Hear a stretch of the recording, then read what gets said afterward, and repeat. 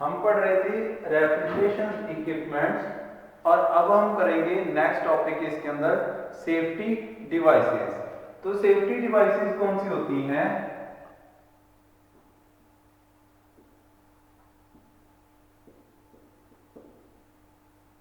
जिनको यूज किया जाता है ताकि जब आपकी रिक्वायरमेंट हो तब आप उसको कंट्रोल कर सको, मतलब कि कंट्रोल कंडीशन में आपका रेफ्रिजरेशन सिस्टम वर्क करे। तो सबसे पहले आता है उसके अंदर जो आपका मेन पार्ट होता है रेफ्रिजरेशन का, होता है थर्मोस्टेट स्विच।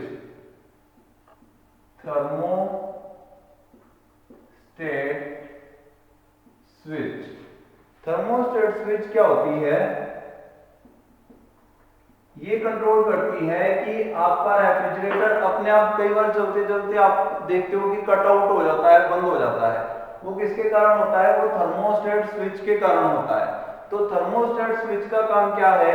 आपके टेम्परेचर को रिक्वायर्ड टेम्परेचर के ऊपर जाके बंद कर देना, ताकि उसको ज्यादा कूलिंग ना हो जाए, वो ज्यादा कोल्ड ना हो जाए, ओवर कोल्ड ना हो जाए। तो इसका काम करने के लिए थर्मोस्टेट स्विच के अंदर कैसी कंस्ट्रक्शन होती है? सबसे पहले उसके अंदर एक मेन चीजें होती हैं, वेलोज होते हैं, उसके अंदर एक कैपिलरी ट्यूब होती है, एक बल्ब होता है। ठीक है, बल्ब का काम, बल्ब के अंदर जो है तो होता है, और कैपिलरी के अंदर रेफ्रिजरेंट होता है और वो कनेक्ट होता है वेलोज के साथ। वेलोज एक ऐसे पार्ट होता है जिसके अंदर अगर आपके अंदर रेफ्रिजरेंट ज्यादा आ जाए तो वो एक्सट्रैक्ट हो जाता है और कॉन्ट्रैक्ट हो जाता है। जैसे जैसे उसके अंदर जितना रेफ्रिजरेंट ज्यादा होता जाएगा वैसे वैसे वो एक्सट्रैक्ट होता जाएगा, और जब कम होता जाएगा तब कॉन्ट्रैक्ट होता जाएगा। तो बेलोज होते हैं इसके ऊपर बने हुए।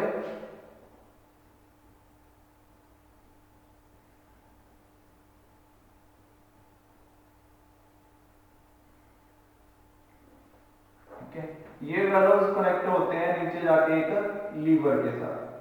तो यहाँ पे बॉडी होती है थर्मोस्टेटिक स्विच की, थोड़ा सा बड़ा बना देता हूं मैं इसको। थर्मोस्टेटिक स्विच की ऐसी बॉडी रहती है, और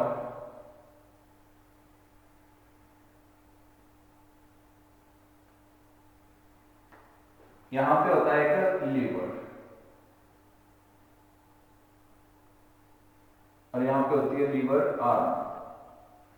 ठीक है, तो ये लीवर जो होता है ये एक तरफ से कनेक्टेड होता है और दूसरी तरफ से ओपन, सीधा लीवर तभी कहेंगे अपन इसको अगर एक तरफ से कनेक्टेड है दूसरी तरफ से ओपन है।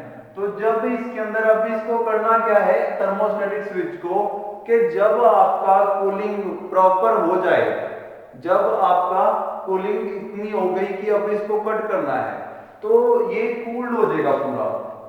कूल होने के कारण इसके अंदर क्या होगा, एरिया, जब किसी चीज को अपन ठंडा करते हैं तो उसके अंदर क्या होता है, वो लिक्विड में कन्वर्ट हो जाता है, और लिक्विड जो है वेपर से कम स्पेस एक्वायर करता है। तो ये क्या हो जाएगा, एक्सट्रैक्ट नहीं होगा, ये कॉन्ट्रैक्ट हो जाएगा, ये दूसरे के अंदर चले जाएंगे, वेलोज ऊपर की ओर चले जाएगा। वेलोज ऊपर की ओर जाएगा तो लीवर ऊपर की ओर चला जाएगा। लीवर ऊपर की ओर जाते ही ये डिस्कनेक्ट कर देगा सप्लाई को। मीन्स अगर आपको कूलिंग उतनी हो चुकी है जितनी रिक्वायर्ड है, तो ये क्या करेगा, यहाँ पे आपका यहाँ पे कनेक्टेड है ये, और यहाँ पे इसकी स्विच होती है, स्विच को क्या करेगा, ये डिस्कनेक्ट कर देगा। ठीक है, फिर से अगर जब आपका मटेरियल जिसके अंदर रेफ्रिजरेंट जा रहा था वो हीट हो गया, ठीक है, रेफ्रिजरेंट के अंदर ये रेफ्रिजरेशन जो आपका रेफ्रिजरेशन इक्विपमेंट्स होते हैं उसके अंदर ये बल्ब लगा रहता है। ये बल्ब उसके अंदर जहाँ पे आपका कोई मटेरियल रखा हुआ है जिसको आप कूल करना चाहते हो, उसके अंदर वहां पे लगा रहता है। जब आपकी कूलिंग जो है हीट हो गया, आपने कुछ रख दिया वहां पे, थोड़ी देर बाद वो अपने आप हीट हो गया, तो यहाँ पे जो रेफ्रिजरेंट था वो किसमें कन्वर्ट हो जाएगा, वेपर के अंदर, जिसके कारण यहाँ पे हीट हो जाएगी।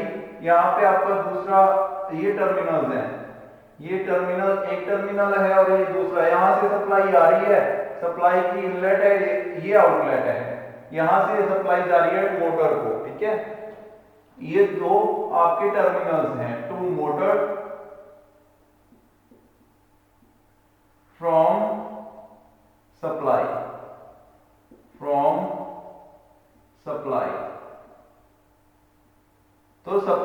करंट आएगा कब, यहाँ तक आया और यहाँ पे सर्किट जो है अभी तक ओपन है, लेकिन जब इधर से हीट ज्यादा हो गई तो ये वेपर में कन्वर्ट हो गया और ये जो आपका जो यहाँ पे वेलोज हैं ये क्या करेंगे, इनके अंदर जब वेपर बन जाएंगे तो ये एक्सट्रैक्ट हो जाएंगे, बाहर की ओर आ जाएंगे और इस नीचे वाले लीवर को नीचे की ओर दबा देंगे, जिसके कारण ये क्या होगा, कनेक्ट हो जाएगा। अब आपको कितना प्रेशर चाहिए उसके लिए आप क्या करते हो, यहाँ पे एक इस जगह पे आप एक एडजस्टिंग स्क्रू लगा देते हो। उस एडजस्टिंग स्क्रू का काम क्या है कि आपको कितना प्रेशर तक चाहिए कि आप चलता रहे रेफ्रिजरेंट। कई बार तो आपको होता है कि जो इसका जो प्रेशर है बहुत ही कम होना चाहिए कि थोड़ा सा हीट हुआ अंदर से और आपका रेफ्रिजरेशन सिस्टम वर्क करना शुरू कर दे। कई बार आप सोचते हो कि ऐसा ना हो, सर्दियों के दिनों में तो आपको ऐसा चाहिए कि आपको बहुत ज्यादा देर तक चलाना ही नहीं है, रेफ्रिजरेशन बहुत ही कम करना है, तो आप इसको थोड़ा सा टाइट कर देते हो जिसके कारण ये ऊपर चला जाता है थोड़ा सा। तो जब इधर से बहुत ज्यादा प्रेशर पड़ेगा तभी जाके ये इसको कनेक्ट कर पाएगा, अदरवाइज ये कनेक्ट नहीं कर पाएगा। सॉरी, यहाँ पे डायरेक्ट नहीं होता ये, यहाँ पे एक स्प्रिंग होता है इसके अंदर, यहाँ पे लगा रहता है एक स्प्रिंग, तो वो स्प्रिंग जो होता है वो उसको फोर्स करता रहता है कि ऊपर की ओर ना जाए। इसको अपन स्प्रिंग को सेट करते हैं इस नोब से, उस नोब को अगर अपन टाइट कर देंगे तो स्प्रिंग इसको ऊपर की ओर धकेल देगा, तब अगर थोड़ा सा इधर से वेपर भी बन गए तो वो इसको चला नहीं पाएंगे। लेकिन जब अपन इसको लूज करके रखेंगे तो थोड़ा सा प्रेशर इधर से पड़ा, वेपर बने, तो ये तुरंत ही इसके साथ आके कनेक्ट हो जाएगा और सप्लाई शुरू कर देगा। तो ये है थर्मोस्टेटिक स्विच की वर्किंग, सीधी सीधी है। इसके अंदर जो पार्ट्स होते हैं वो लिख देता हूं आपको, कौन कौन से पार्ट्स हैं इसके अंदर। तो कैपिलरी ट्यूब,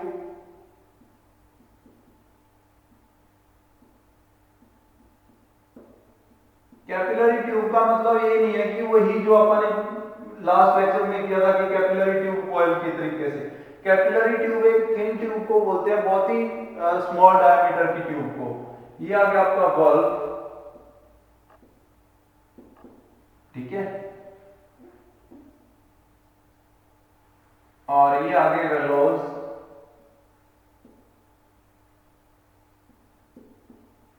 ये आ गया लीवर, ये आ गया स्प्रिंग, ये आ गई नोब जिसको आप एडजस्ट कर सकते हैं। अगर आप इसको टाइट कर देंगे तो रेफ्रिजरेशन सिस्टम की वर्किंग जो है वो स्लो हो जाएगी, मींस यहाँ पे प्रेशर ज्यादा पड़ जाएगा, फिर इधर से थोड़ा बहुत वेपर अगर बनता भी है, थोड़ी बहुत हीट इधर होती भी है, वेलोज इसको दबा नहीं पाएंगे। लेकिन बहुत ज्यादा हीट हो जाती है, बहुत ज्यादा वेपर बन जाते हैं, फिर इसको दबा के स्प्रिंग को नीचे आ जाएंगे। लेकिन अगर आप इसको लूज कर दें, नीचे की ओर ले आए, फिर जो है स्प्रिंग के ऊपर लोड डालेगा ही नहीं बिल्कुल, थोड़ा सा इधर वेपर बने, वेलोज इसको धकेल देंगे और रेफ्रिजरेशन सिस्टम शुरू हो जाएगा, मोटर जो है कंप्रेसर जो है वर्क करना शुरू कर देगा। ठीक है, तो ऐसे सिंपल सी वर्किंग है किसकी, आपके जो थर्मोस्टेट स्विच की है। इसकी वर्किंग आप खुद से लिख लोगे, नहीं तो बुक के अंदर पूरी वर्किंग दे रखी है, मैंने आपको समझा दिया है पूरी चीज, इसके अंदर क्या क्या पार्ट्स होते हैं, कैसे वर्क करता है। ठीक है, ये आगे आपके कनेक्टिंग पॉइंट्स, ये वाला और ये वाला कनेक्टिंग पॉइंट्स, ठीक है। ये ऊपर वाले आपके आगे टर्मिनल्स, ये दोनों टर्मिनल्स हैं, ये तो मैंने लिख ही दिया, from supply to motor. Motor कब काम करेगी, कंप्रेसर कब चलेगा, जब आपका इधर से थोड़ा सा हीट हो गया टेम्परेचर। मान लो आपने इसको सेट कर दिया कि 20, इसको यहां से इसके ऊपर ही लगा रहता है, इसको सेट कर दिया 20 डिग्री पे। 20 डिग्री मतलब कि बहुत ही कम टेम्परेचर है, लेकिन उससे भी आपने कहा कि 20 डिग्री पे इसको चलना है। अगर 20 डिग्री पे से थोड़ा सा आपने इसको टाइट कर दिया, टाइट करने के बाद अब इसको 20 डिग्री पे सेट कर दिया है। अगर अब यहाँ पे क्या होगा, आपका बल्ब जो कि रेफ्रिजरेटर के अंदर है, अगर इसको 21 डिग्री टेम्परेचर मिलेगा तो इसके अंदर वेपर्स बनेंगे और वेपर्स इसको दबाने की कोशिश कर रहे हैं। वेपर तो 19 डिग्री तक ही बन गए, लेकिन 20 डिग्री पर इनफ है, 19 डिग्री पर ही वेपर बन रखे हैं, लेकिन ये दबा नहीं पा रहे क्योंकि अपन ने नोब को टाइट कर रखा है। तो 20 डिग्री पर इतने वेपर्स बन गए, वो इनफ हैं इसको कंप्रेस करने के लिए। तो वो कंप्रेस कर देंगे और इसको नीचे की ओर धकेल देंगे और आपका मोटर जो है वो कनेक्ट हो जाएगी। तो ऐसे इसको सेट करते हैं अपन। ये तो आ गया आपका सिंपल जो है अगर थर्मोस्टेट लगा हुआ है जो कि हर एक रेफ्रिजरेटर के अंदर लगा रहता है। उसके बाद कुछ और चीजें आती हैं जो कि बहुत इंपॉर्टेंट है सेफ्टी डिवाइसेस के मामले में। दूसरा आता है आपका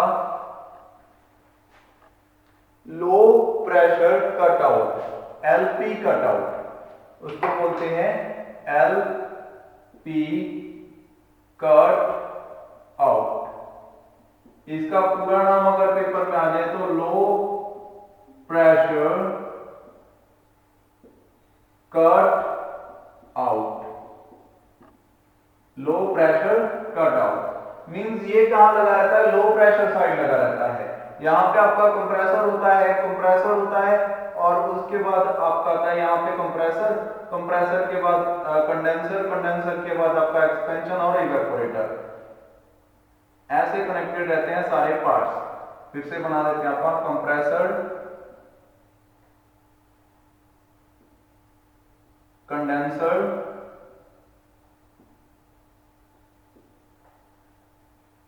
एक्सपेंशन और इवेपोरेटर। यहां तक इस पॉइंट तक आपका लो प्रेशर साइड है। यहां पे लो प्रेशर रहेगा, कंप्रेसर के अंदर एंटर नहीं किया अभी तक रेफ्रिजरेंट, तो यहां पे क्या है, लो प्रेशर साइड है। और इधर वाला सारा हाई प्रेशर साइड है। यहां तक लो प्रेशर साइड और यहां पे हाई प्रेशर साइड ऊपर वाला। तो यहां पे क्या है आपका हाई प्रेशर है।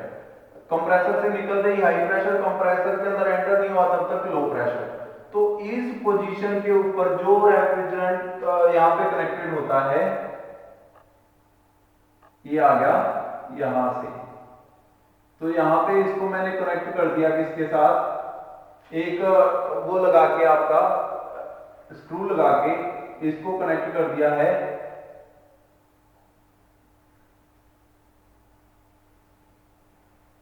ठीक है, यहाँ पे एक स्क्रू है, स्क्रू को उसके साथ डायरेक्ट कनेक्ट कर दिया है इस पॉइंट के साथ। यहाँ पे इसको टाइट कर दिया है। इसके अंदर ट्यूब मैंने क्या की, यहाँ से बल्ब नहीं लगाया इस बार यहाँ पे एक स्क्रू लगा दिया, उसको कनेक्ट कर दिया टू लो साइड,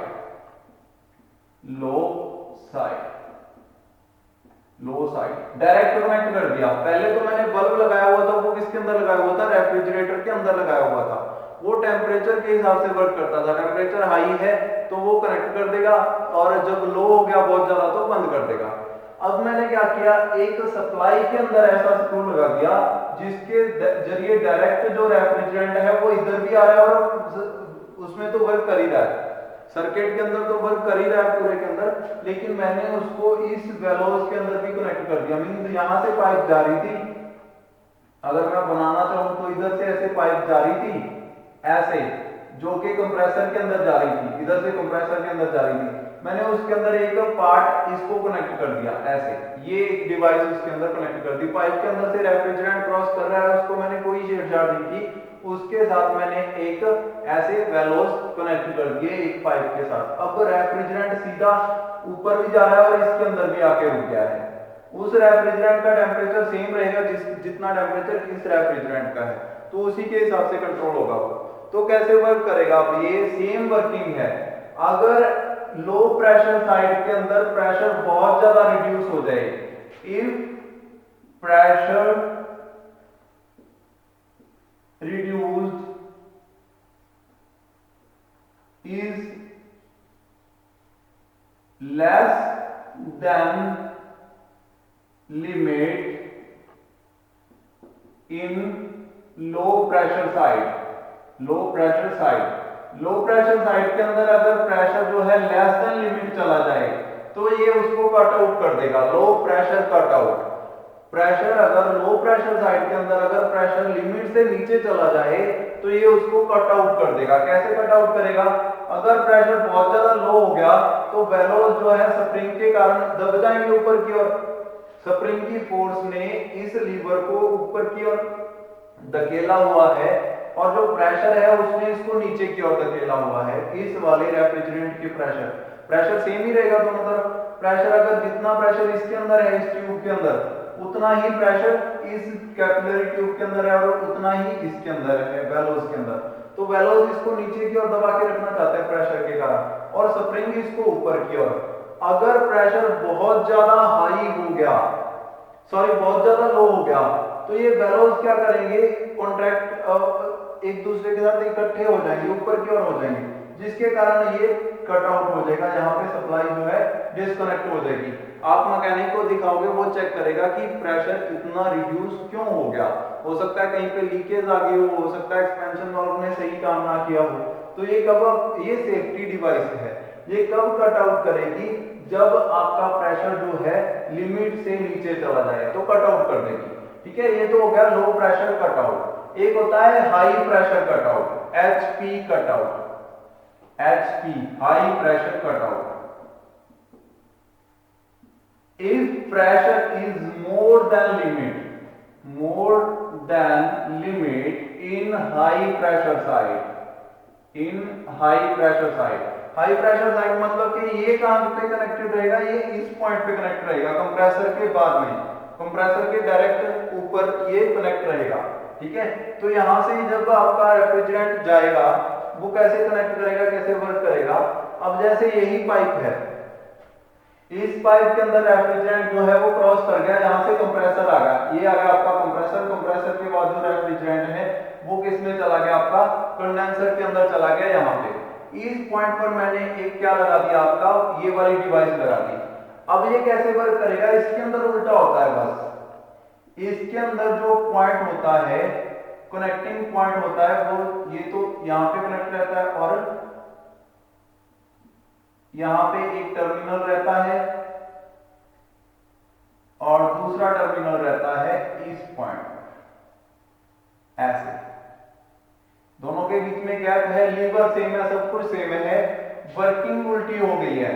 इस बार क्या हो गया, अगर ये दोनों आपस में कनेक्ट रहते हैं ड्यू टू स्प्रिंग फोर्स, आपस में दोनों टर्मिनल्स कनेक्ट रहते हैं ड्यू टू स्प्रिंग फोर्स, लेकिन अगर pressure high pressure cut out, अगर प्रेशर कंप्रेसर से प्रेशर ज्यादा निकलने लग जाए, प्रेशर ज्यादा हो जाए, तो क्या करेंगे, ये इसके अंदर प्रेशर ज्यादा हो जाएगा और बेलोस को नीचे की ओर धकेल देगा, बेलोस नीचे की ओर जाएगा और लीवर को नीचे की ओर धकेल देगा, जिसके कारण यहाँ पे क्या हो जाएगा, दोनों जो कनेक्टेड थे दोनों आपस में डिस्कनेक्ट हो जाएंगे। तो ये क्या था आपका हाई प्रेशर कटआउट। तो दो तरीके के अपने सिस्टम पढ़े, एक लो प्रेशर कटआउट, एक हाई प्रेशर कटआउट। दोनों की वर्किंग एक दूसरे से अपोजिट है। एक तो लो प्रेशर कटआउट है जो तब काम करेगा जब ये कॉन्ट्रैक्ट होगा, और एक तब काम करेगा जब ये एक्सपेंड होगा। आज इतना ही पढ़ेंगे, बाकी नेक्स्ट लेक्चर में करेंगे। Thank you.